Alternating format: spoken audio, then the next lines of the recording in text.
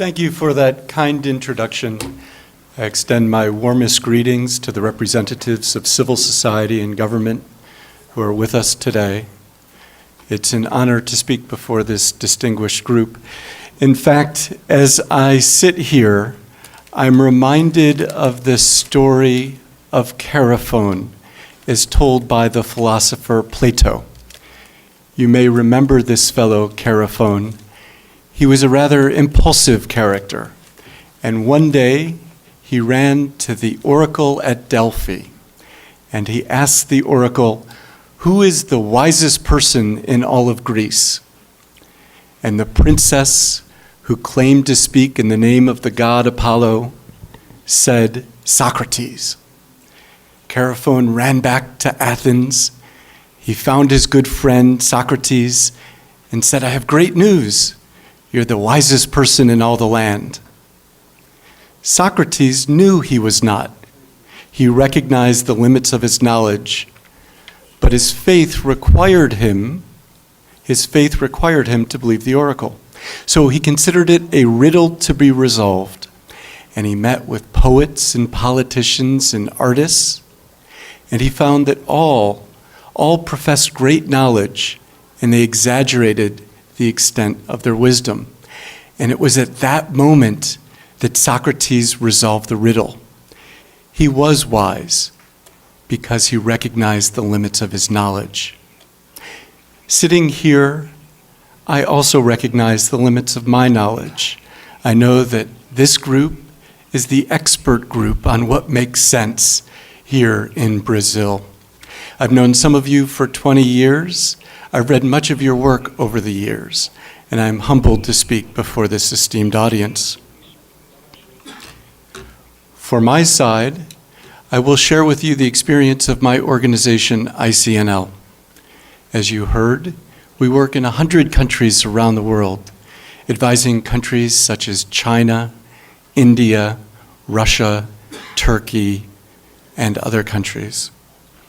We also work closely with the United Nations system and other international organizations because we work on only one issue, and that's the legal framework for civil society. During my presentation, I will focus on two topics. The first, government funding of civil society organizations, what I'll call CSOs. The second, the engagement of civil society in policy development. I start with government funding because it's an issue everywhere in the world.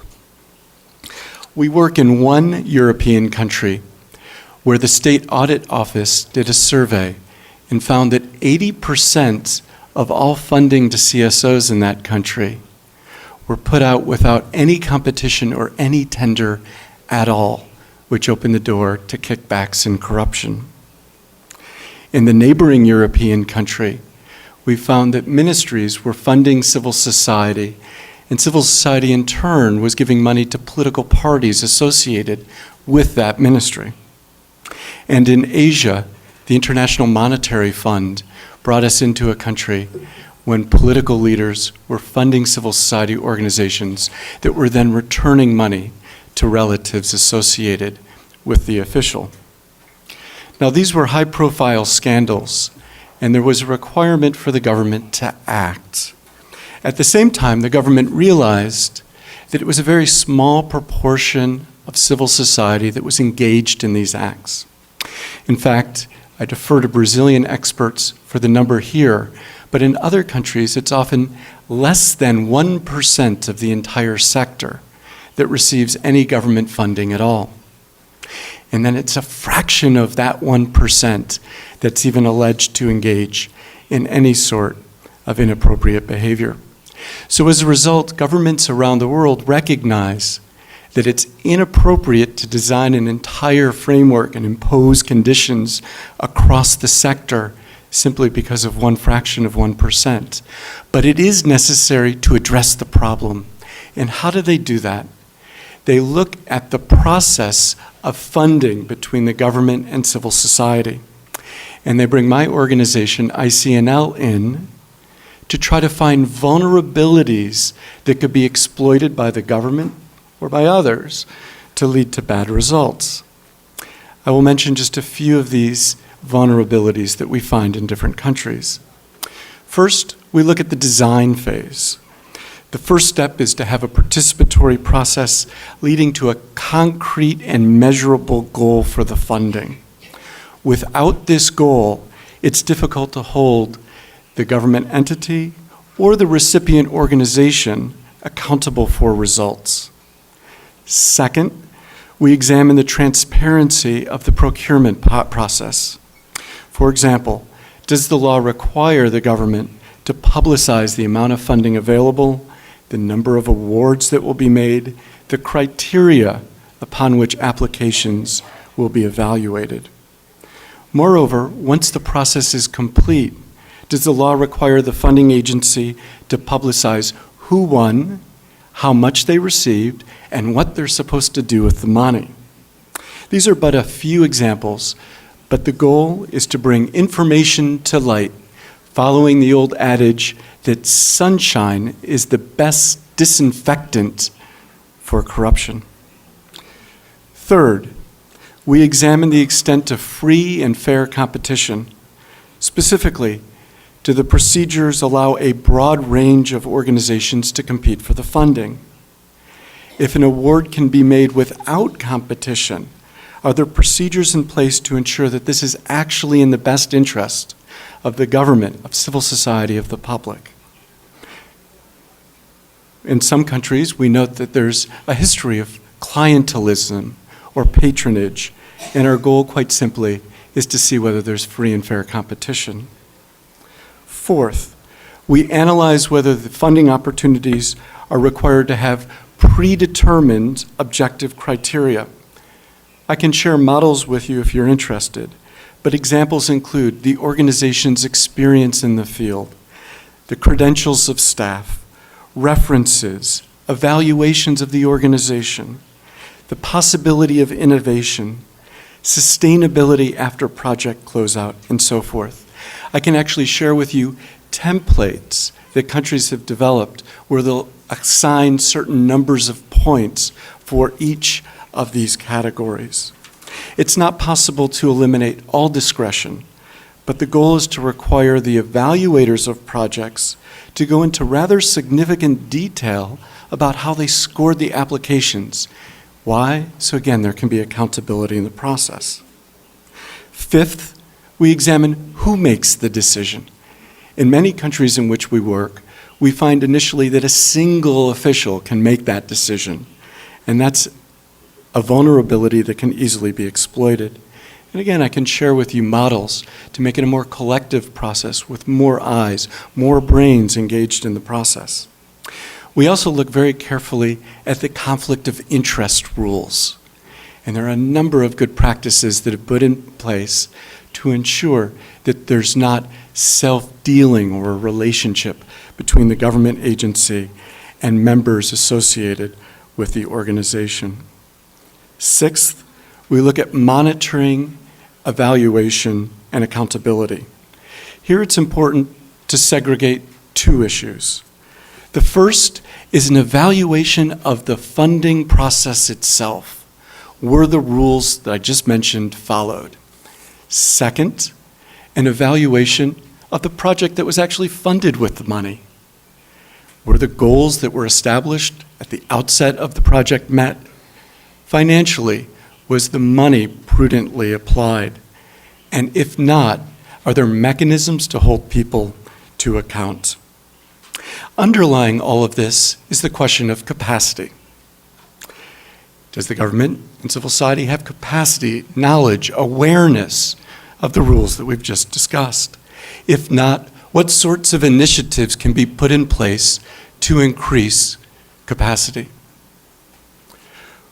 For example, we're currently launching an initiative with the Russian government to train 10,000 government officials throughout Russia on the new rules governing government funding of civil society in that country. So I start with this issue of government funding because it's an issue around the world.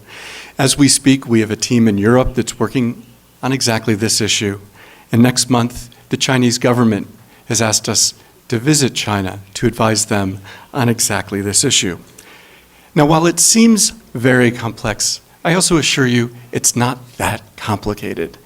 Scores of countries have addressed exactly these issues. There are a lot of models that are out there. Our goal as ICNL is to share those models with you, allowing you to decide what may or may not make sense in Brazil. The second issue that I'll address is the engagement of civil society in policy development. I like to always have an empirical basis, so I found a study last week that looked at the impact of engaging civil society organizations in policy formulation. The research covered 830 cases across 20 countries. The results were quite interesting. First, public participation improved outcomes 3 out of 4 times. 1 out of 4 times there were issues, oftentimes in fact, with the receptivity of government to the public participation. Second, most of the improved impact came from organized civil society and not direct democracy, individual engagement with the government, but rather associational life. And third, these results applied across the political spectrum, covering virtually every kind of political system. Now, I was asked to provide a few examples of how civil society can constructively engage in the process. The first, again, is the design phase, setting the agenda for policy. And here, I think of an interesting example from India. The government recognizes the need to collect baseline data, but they know it's also very difficult for government officials. They have limited time and resources to meet with citizens and aggregate their needs. So they actually fund local CSOs, civil society organizations, to create citizen scorecards on issues such as health, education, and other government functions. Moving from agenda setting to policy formulation, we again see how CSOs can contribute. In many countries, they're an important source of specialized technical expertise. And this has occurred for decades.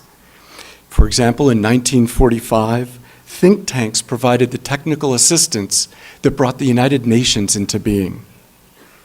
Recognizing the complexities of rebuilding Europe after World War II, in 1948, the US Congress turned to CSOs to design the so-called Marshall Plan.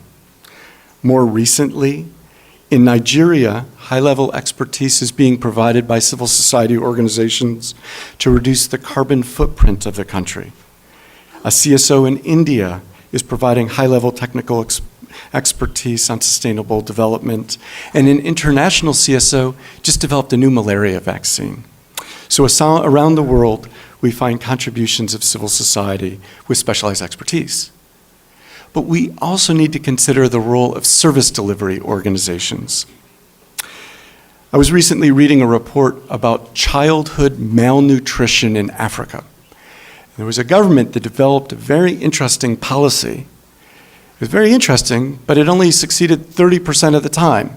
And they couldn't figure out why until a service delivery organization working with children found that when the children had the government-issued meals, they threw them out because they didn't taste very good. So the CSO developed new recipes. They were able to get the government to change its policies, and the success rate increased from 30% to 90%. And this has now been replicated in countries around the world, including Haiti. Fourth, the engagement of civil society can help empower citizens and enhance confidence in government institutions. We saw that in Turkey, where women felt disenfranchised when the law essentially overlooked domestic violence and so-called honor killings. A women's group engaged with the government to change Turkish law, and this helped move Turkey from exclusion to inclusion, binding citizens to the state and deepening democracy. And as we round out the policy cycle, consider the evaluation of policy. Countries like Russia recognize that when the government asks citizens, how is it performing, the results are skewed. Some people want to criticize the government, and they will unfairly criticize. when they talk about services. Others are reluctant to criticize. So even the Russian government actually is commissioning CSOs to conduct independent evaluations so they have more reliable data on whether the policies are achieving their goals. Now, these are but a few examples, and I'm sure you have many from Brazil. But what I think is interesting is that I asked colleagues around the world for these examples, and not one is a membership organization. Anticipating this conference, I called an official last week and asked about the question of legitimacy. What's the legitimacy of a group that doesn't have a membership or a constituency? And his answer was blunt. He said, it's the wrong question. For him, as an official, the question is who can contribute to the development of effective policies. He said civil society organizations are often at the very top of that list.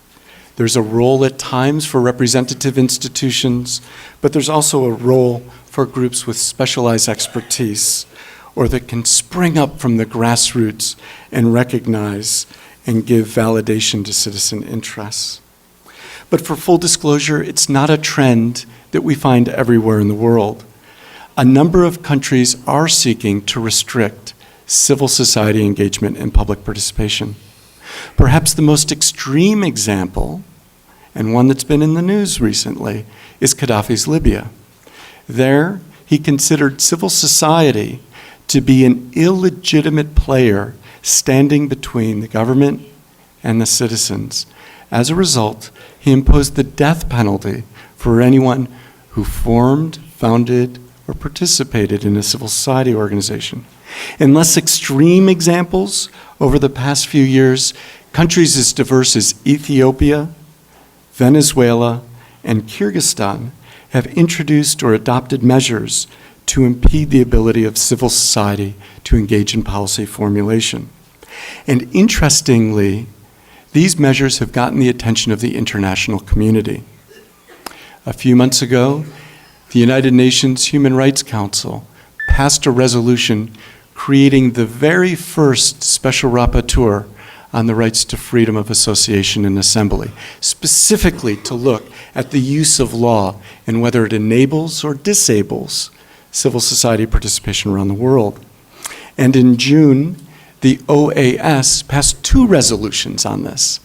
One that spoke about the role of civil society in policy development, and the second expressing concern about the use of law to restrict civil society around the world. And I'm pleased to say that Brazil voted for all 3 of these resolutions. And when I speak to colleagues at the United Nations and governments around the world, they recognize Brazil's global leadership. And complementing that international leadership, I understand the government is now in the process of creating working groups to examine the framework domestically. And with Brazil's growing international influence, this is tremendously important. The world is literally watching you. My colleagues working in the Middle East and North Africa said there's particular interest there. They've emerged from decades of military rule. Public participation today takes the form of street protests and now elections. And the question is, where do we go from here? How do we consolidate our democracy? And they think that Brazil has lessons learned on that. So in conclusion, I read an interesting study by INSEAD University in Europe, and they spoke about the impact of international exposure on creative thinking. They showed how international experience and exposure creates those magical moments when we compare and contrast other environments and we unlock our own intellectual inspiration. Think of Hemingway, who wrote his most famous work in Cuba, or Darwin, who would never have created or developed the theory of evolution if he stayed in his native England. Rather, he had to travel to South America, spending more time on land in Brazil than any other country. And by comparing and contrasting species, he developed his theory of evolution. Or think of Paulo Coelho. In 1986, he wrote that his journey to Santiago de Compostela in northwest Western Spain was the turning point of his life, providing him with insights that enabled him to write The Pilgrimage in 1987 and one of the best-selling books of all time, The Alchemist, in 1988. So in the spirit of Socrates, I stand here in humility about this situation in Brazil. You are the experts. But I hope that this global tour covering countries as diverse as India, Russia, and China was at least somewhat helpful as you embark on your intellectual journey over the next few days. I thank the Secretary General for organizing this meeting. I thank all of you for your leadership, your intellect, your talent. Thank you for your time, thank you for attention, and I look forward to learning from you over the next few days.